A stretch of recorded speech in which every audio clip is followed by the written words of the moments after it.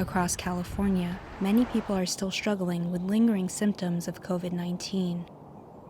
With over 3 million cases statewide, this can affect anyone.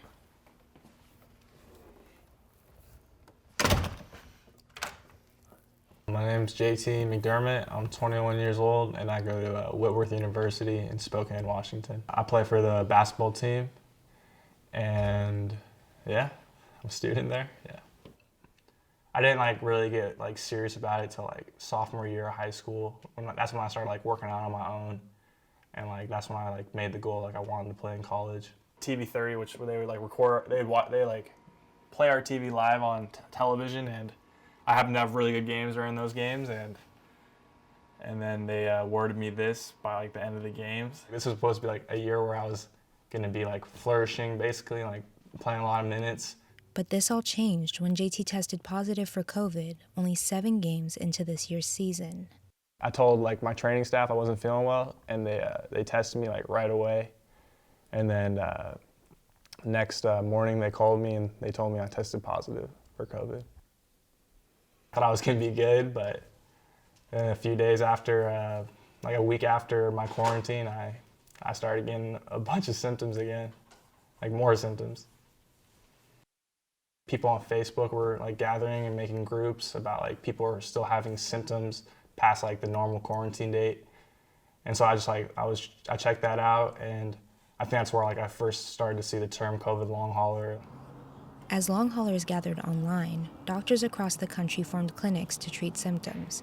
At Baylor University, Director Dr. Shaib explains what these look like. It's very impressive how different people have different combination of symptoms, but the common ones are related to fatigue, cognitive dysfunction, weakness, muscle weakness, heart palpitations, dizziness, lightheadedness, definitely shortness of breath. So there's a whole spectrum. And for some long haulers, symptoms are only half the battle as they struggle to get medical recognition. That's what happened to Frida Nixdorf. I tested negative, and they were very dismissive of what I was experiencing, and I just kept getting sicker and sicker. And I talked to a few doctors, and they just told me to stay home, and there's nothing we can do for you. And it was really hard because I was really sick.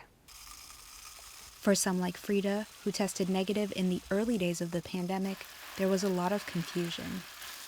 And then trying to put the timeline together to figure out how long I'd been sick, and if it was COVID, it was supposed to only last 10 to 14 days, and it had been longer than that, and I was still sick, so I wasn't sure what was going on.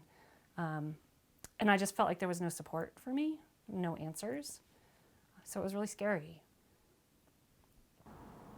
This is why Patient-Led, a group of long hauler patients, took the lead on early post-COVID research. What they found is that many tested negative or couldn't get a test. If you don't have access to healthcare, you're probably not going to go get a test. You may not have a test accessible to you. And so our study and several other studies have shown that people who have a positive test and those who do not have a positive test, whether they were untested or had a negative test, they show the same symptoms, the same prevalence of symptoms, and the same trajectory of symptoms throughout their illness as people who had a positive test.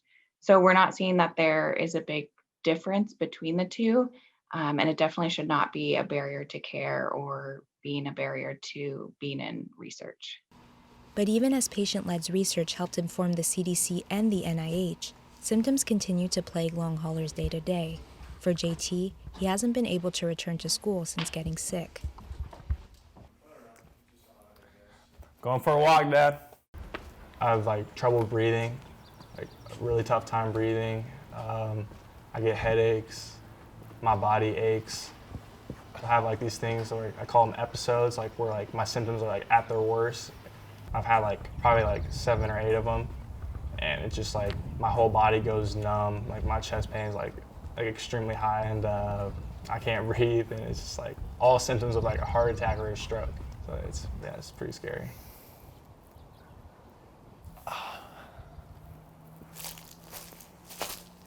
He's always never sitting still, and now he's been sitting still for 2 months, doing nothing. And he is just super, super dedicated to trying to get better, 100% all day long, watching what, doesn't eat anything that could affect him with his diet. And I'm going to give you the chicken from yesterday. I'm going to just mix it in there. Okay. Is that okay? Yeah. He never knows when it's going to flare up. It can just flare up, and he doesn't know what causes it, so he never really ever feels happy or confident that he's getting better, because he hasn't. It just always, comes back. I've probably seen like 5 or 6 doctors, and really none of them have helped me at all, really. I don't blame them for like not knowing, because like this is a new disease, and COVID long haul is even like a newer thing that they're like still researching a bunch about. So like I'm not mad at them or anything for not knowing what to do, but I've definitely had like not much help from them since they don't know much. So they always tell me like I'm gonna be better and like everything's gonna be good.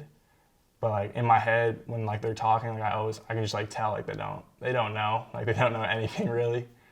So like yeah, it's been tough.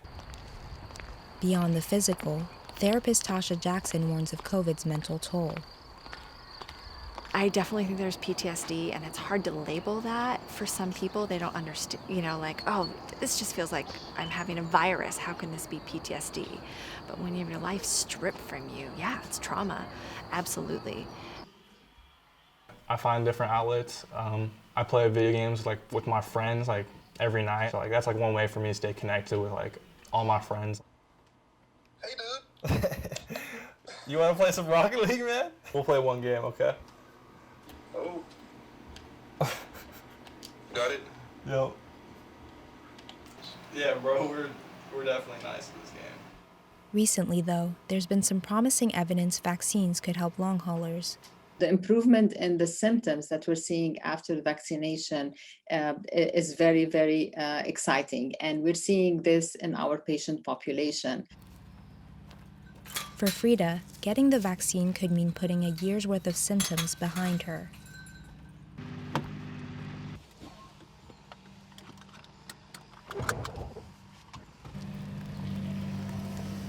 I have heard of some long haulers experiencing relief of symptoms after receiving the vaccine, and so I certainly hope that's the case for me. We'll see. That would be nice. It would be a relief to not have to deal with this anymore.